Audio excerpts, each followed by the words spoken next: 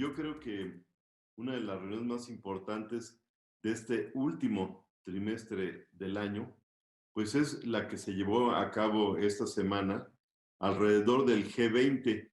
Este grupo que aglutina a las naciones más grandes y ricas y también a las naciones de desarrollo intermedio, entre las cuales se encuentra México. Ahí les da un dato interesante. 60% de los empleos formales que se generan en el turismo, pues están ligados a los países del G20.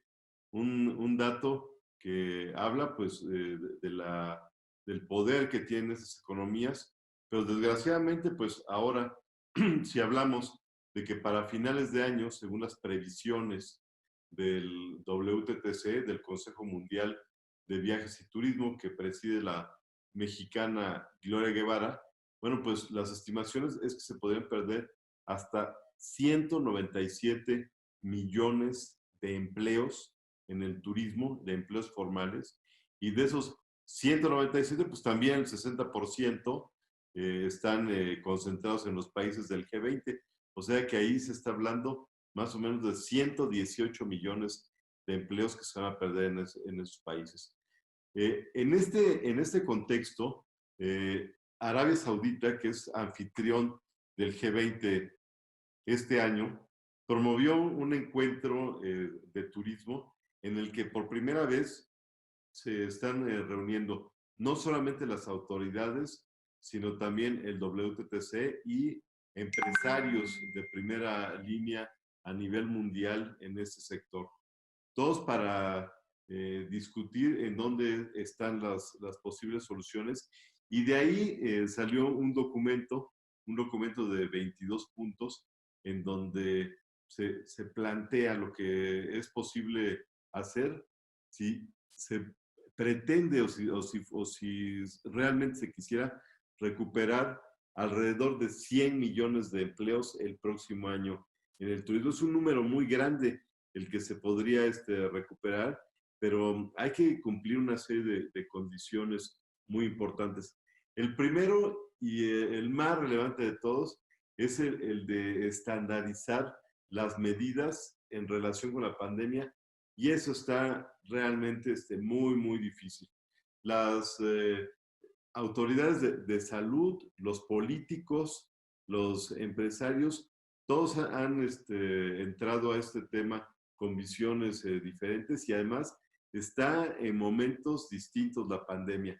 Veíamos con gran preocupación cómo esta semana Italia acaba de ampliar el estado de emergencia por lo menos hasta enero, y está estableciendo medidas muy duras para combatir la pandemia. Por ejemplo, ahora todas las personas que salgan a la calle, ya no estamos hablando de las que se encuentren en sitios cerrados, o ya no estamos hablando de espacios abiertos, aunque hay una gran distancia entre una y otra persona. Lo que decían los italianos es que todo aquel que salga a la calle tiene que utilizar la mascarilla, tiene que utilizar el cubrebocas, porque también conforme se van pues, analizando y se van investigando el comportamiento de este virus terrible del COVID-19, pues ahora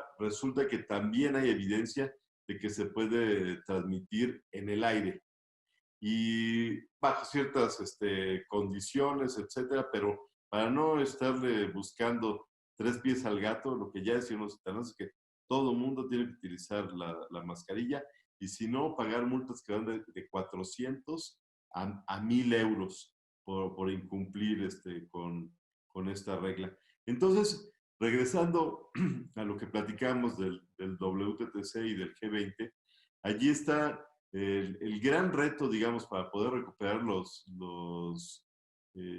empleos, es la movilidad, el que pueda haber cada vez un mayor tránsito entre países de los viajeros. Y pensemos en un caso que me parece muy, muy ejemplificativo. de lo que estoy diciendo, y que es la situación de Canadá, de Estados Unidos y de México. México y Estados Unidos, por una situación política, yo creo que si uno se pone a pensar en cuál era la opción médica, pues es lo que han hecho estos países que han controlado muy bien el problema, que es evitar al máximo el, el, el contacto, que es ampliar las medidas de confinamiento, que es generalizar el uso del cubreboca, en fin, cosas que ha hecho Canadá, pero también que dice Canadá, hoy si yo como mexicano quiero ir a Canadá, lo puedo hacer, pero tengo que estar 14 días en cuarentena. 14 días que me tengo que encerrar en un hotel, en una casa, en un departamento, y además estoy recibiendo llamadas de las autoridades canadienses para saber que estoy cumpliendo con esa regla, y solamente después de esos 14 días puedo salir. Eso encarece los viajes de una manera extraordinaria, los desalienta. ¿Y qué está pasando con el caso entre México y Estados Unidos? Pues que por una decisión principalmente política, tanto el presidente López Obrador como Trump han privilegiado el tema económico y han privilegiado en el caso de este último el tema electoral, y por tanto han decidido que es más relevante que la gente pueda seguir viviendo y que la gente pueda seguir haciendo su vida. Así es que no hay estas reglas de la cuarentena. ¿Qué pasa? Que hoy los estadounidenses no pueden ir a Canadá, no pueden ir a las islas del Caribe, a la mayoría de las islas del Caribe, y entonces, ¿a dónde se pueden ir? A A México. México. ¿Y qué está sucediendo? Eso ha beneficiado al turismo de manera importante, sobre todo a destinos como Los Cabos, como todos los destinos del norte de Quintana Roo.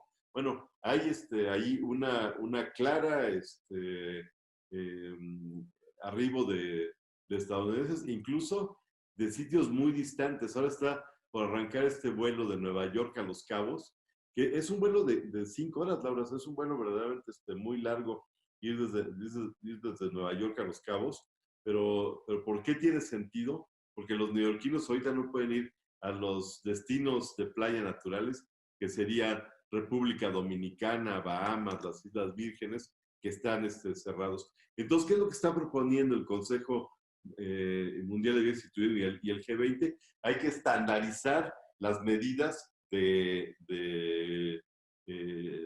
movilidad. Hay que decir, bueno, vamos a hacer todos pruebas, vamos a hacer pruebas de salida, que es una de las opciones. Llegas, demuestras que no tienes el virus, pero también te hacen una prueba a la salida. En fin, estableces una serie de reglas para evitar los contagios, haces seguimiento, pero no cierras fronteras ni impones la regla de los 14 días. La verdad, me parece muy complicado. Yo creo que la mayoría de los países a lo que le siguen apostando es a la vacuna, pero la vacuna, bueno, tiene la complicación de que se puede tardar un año o más en que se distribuya en millones y millones de personas, y que si se buscara una apertura más rápida, y si se buscara reactivar el negocio de los viajes y que se recuperaran algunos de estos millones de empleos que se han perdido, pues hay que revisar todas estas reglas de movilidad, de intercambio, y ahí es donde está el quid de la situación. Pues la verdad es que no me parece que vaya a ser fácil poner de acuerdo a todos los países, pero sí muy importante que se haya hecho esta reflexión y que se haya identificado esta primera oportunidad para que el turismo se recupere. Bueno, y pues entre esas historias lamentables que hemos ido, con las que nos hemos ido encontrando durante la pandemia, pues esta semana falleció Carlos Gosselin, quien fue presidente de la Asociación de Hoteles de Cancún, dueño de un hotel extraordinario, el Paraíso de la Bonita, uno de estos proyectos en donde le apostaron al arte, a la cultura, al servicio mexicano para atender al viajero de lujo. Y sobre todo, Laura, no sé cuál será tu recuerdo, pero a mí me parece que Carlos Gosselin como persona era un gran ser humano. Claro que sí, una pérdida irreparable para este sector de turismo. Descanse en paz, Carlos Gosselin. Vámonos a un corte y regresamos.